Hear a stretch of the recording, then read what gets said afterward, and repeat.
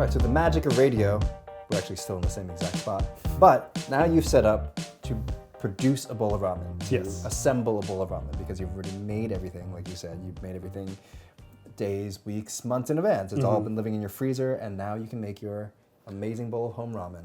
I made all this just fresh, so this hasn't been in my freezer. The only thing that's been in my freezer is this piece of pork. But I want to know how much work I just put into this interview. Okay, so we appreciate that. And okay, so tell us what you got. Okay, so here it is. These are basically all the components except for the broth. As we said, there's 5 major components to ramen. So this is the tare, which is seasoning. So it's a shoyu tare.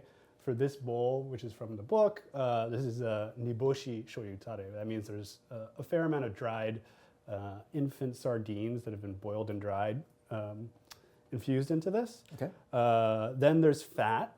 This is lard that has been flavored with ginger, garlic, and onion. By flavoring, you just fry that stuff in there until it basically.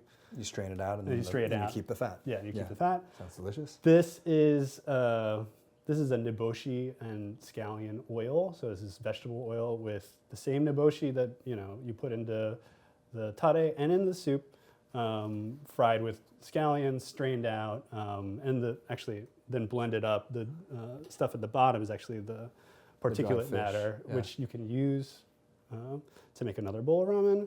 I have here some scallions I cut up earlier today, some white pepper. These are, just some extra seasonings for the bowl. And then I have toppings, pretty spare toppings, but it's just pork and egg. But there's 3 kinds of pork.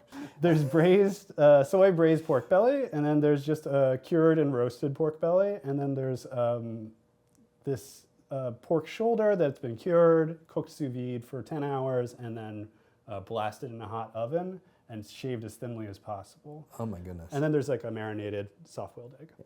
And then... But again, for the home, like you're being a little extra today, and I appreciate that dearly.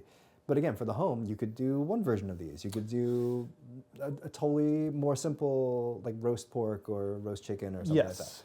You can use leftover stir-fried vegetables, leftover, beef and broccoli is great on top of ramen. But, I'm one of those people who thinks that ramen doesn't need anything other than scallions on top. Just like, instant noodles. Like, do you go all out to make a bowl of instant noodles? Not really. All you need is the soup, noodles, and something to give it a little extra, and that's usually green onion.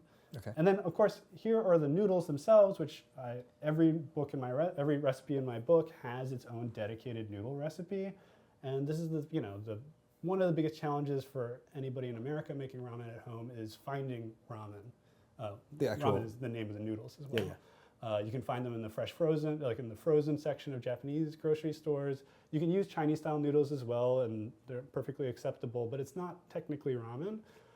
So one of the most important things in the book was to provide these noodle recipes and a method to do it reliably. So shall we do it? Yeah, let's do it. Okay, so the process here is very simple. We've got boiling stock, which is pork, chicken, and niboshi. On the hob, we got a boiling pot of water. All you do is cook the noodles 2 minutes, and while the noodles are cooking, you build the bowl of ramen. Okay. So you can just dump these in here.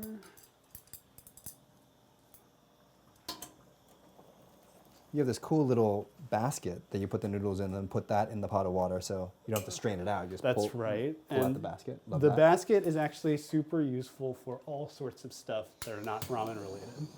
You're torching the pork belly. Yeah, this is totally optional, but with a butane torch. But the thing here is, a lot of this stuff, and the reason why it's separated in this way rather than just putting the seasoning in the soup and heating it up all together is ramen nerds and ramen cooks put a lot of importance on aroma.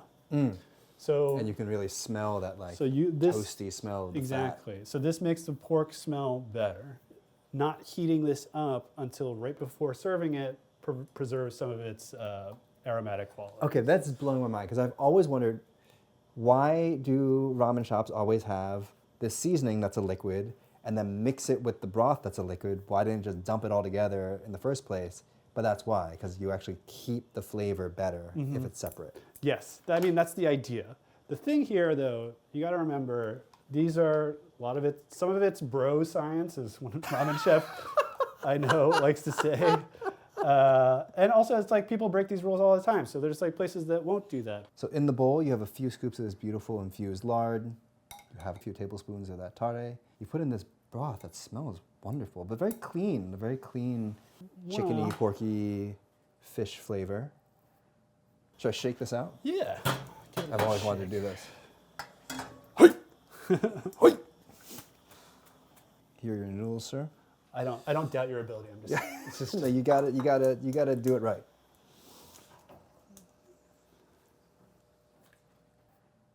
Noodles go in. Here's your slice of pork. this slice of pork has not been heated in any way, so it definitely has to go on bottom. Okay. So you can see it already starting to render some of its fat. Yeah, so the hot broth. I don't know. So I forget which one this is, but it will be it's one of your beautiful pork bellies. Here's the other of your beautiful pork bellies. Oh my God. And we'll put in. You really got to move in next door, dude. This is. The egg can go wherever you want. I'm a whole egg guy usually, but Instagram really loves A half egg? The half egg. And then just some scallions. And then, I told you I'm a little extra. I have confetti cut scallions too. Oh, look at you. Look at you. And then finally there's this Niboshi oil. Very scallion-y. And then, you put nori on top if you want. A little bit I sort of like that dried, crispy seaweed. You always taste something if you're serving it to somebody. Not bad. Not bad. Not bad. Not bad. That's the verdict. Everyone spend 3 days making this. Buy the book, Homemade Ramen by Sho Spaeth. For something that's not so bad. And you'll get not bad. Okay. You make yourself a bowl? I was gonna make you guys another bowl. Oh my God. Pretty good, right? So you're not bad as my, oh my God. Okay. The broth has such a, it looks like this very lovely chicken soup, chicken broth.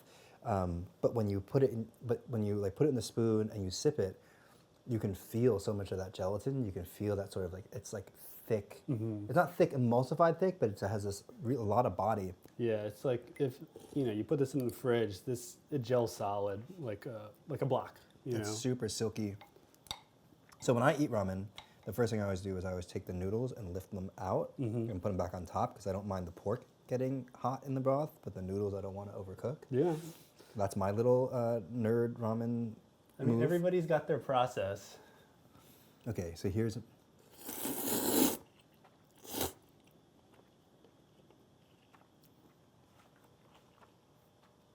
Noodles are so smooth and chewy. Really nice. Okay, so I made this sound that I think a lot of people who didn't grow up in this culture will find a little bit impolite, this big slurpy sound. But apparently that's actually an important part of eating ramen. It's not just culturally we like to hear that slurp. And it's an important part. There's there's a scientific explanation for it, which is that ramen is supposed to be served because of what we just talked about with the aroma. It's supposed to be served as hot as possible. So it's here I didn't heat up the fat, but it's you heat up the bowl it's served in, you get the fat super hot. Fat acts as an insulator for the hot broth that's you're boiling, right? And as a result of that, since everything's so hot, it's hard to eat. But if you slurp and inhale a ton of air at the same time, not only does that cool Keep down, talking, please. Not only does that cool down the stuff in your mouth, but it also shoves all those aromas straight into your nasal cavity. So you're actually tasting more of the ramen. Is that bro science? Maybe, but it's definitely it's more enjoyable that way. Or maybe more people will start making ramen at home from your amazing book. Thank you so much for coming over, Sho. Thank you so much for having me, and thank you so much for doing this in your kitchen. And I feel very lucky. I'm luckier than you.